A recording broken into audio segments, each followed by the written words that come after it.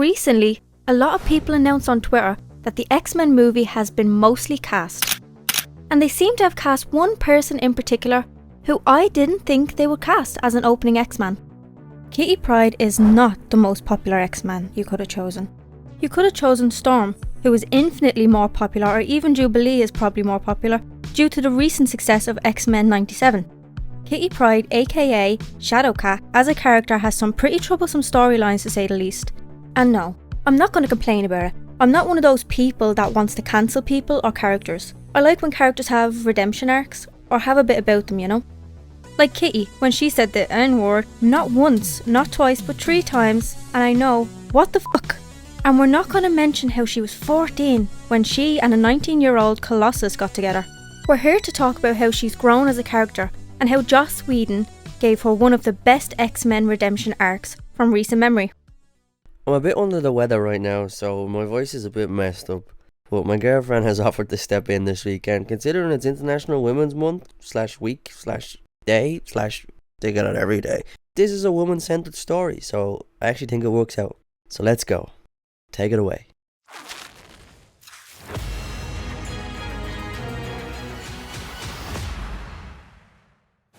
Joss Whedon's astonishing X-Men run introduced Breakworld, a hyper-militaristic alien civilization that believes in absolute strength.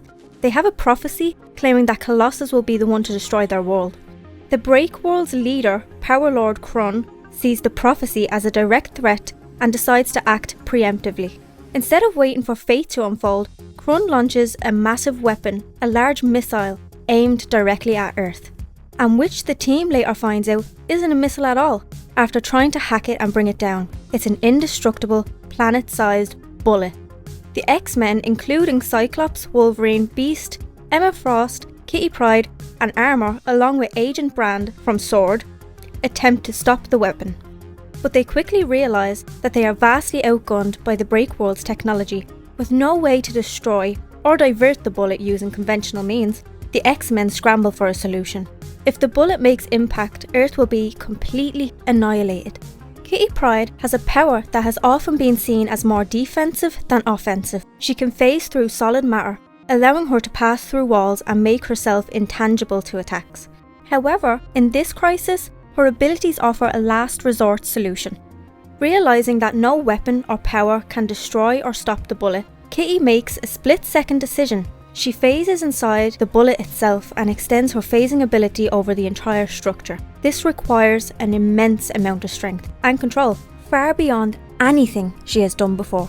The result? The massive planet-sized bullet passes harmlessly through Earth instead of making impact. Kitty essentially makes the entire bullet intangible, allowing it to pass through the planet's core without causing destruction. Billions of lives are saved. But there's a tragic twist. Kitty cannot phase out of the bullet. She has merged with it at such a fundamental level that she becomes trapped inside, and the bullet continues hurtling through deep space with her still inside. The X-Men watch her in horror as she disappears beyond their reach. The aftermath? Kitty's sacrifice leaves the X-Men devastated. Colossus, who deeply loves her, is especially heartbroken. He had already lost her once before, when she seemingly died in the X-Men Gold arc. And now he's lost her again in an even more tragic way. Earth, meanwhile, has no idea how close it came to total extinction, nor do they fully grasp the magnitude of Kitty's heroism. The X-Men mourn her loss, but hold on to a sliver of hope. Perhaps, one day, they will find a way to bring her back. For years in Marvel Comics, Kitty remained trapped inside the bullet, floating through the vast emptiness of space, unable to communicate or escape.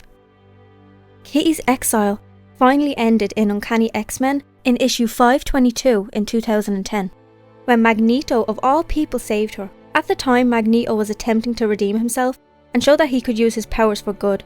Using his immense magnetic abilities, he pulled the bullet back toward Earth and rescued Kitty.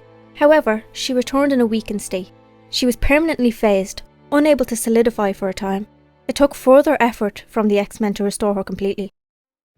Kitty started as the young, inexperienced kid sister of the X-Men when she debuted in Uncanny X-Men number 129 in 1980. Over the years, she matured into a brilliant leader, and this moment solidified her status, as one of the greatest X-Men.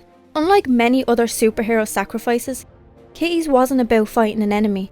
It was about making an impossible choice to save everyone, knowing it might mean her own death. Joss Whedon's astonishing X-Men is considered one of the best modern X-Men runs, and this climactic event was a fitting and unforgettable finale. Kitty Pryde's phasing of the Breakworld bullet stands as one of the most heroic moments in X-Men history. Her decision was selfless, courageous, and incredibly powerful, proving that even without super strength or energy blasts, she was one of the most formidable X-Men ever. And that's why I think, or Johnny thinks, she deserves a spot in the new movie. And I can't wait to see it. Hired cast her.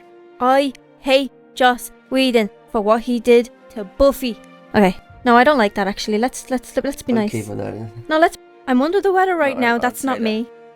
Well, everyone, I really hope you enjoyed that video. If you did, please let me know. And let me know what you think of my girlfriend taking over this week. Let me know if you'd like to see her back, and we can have her back anytime. Like, share, comment, subscribe. Peace.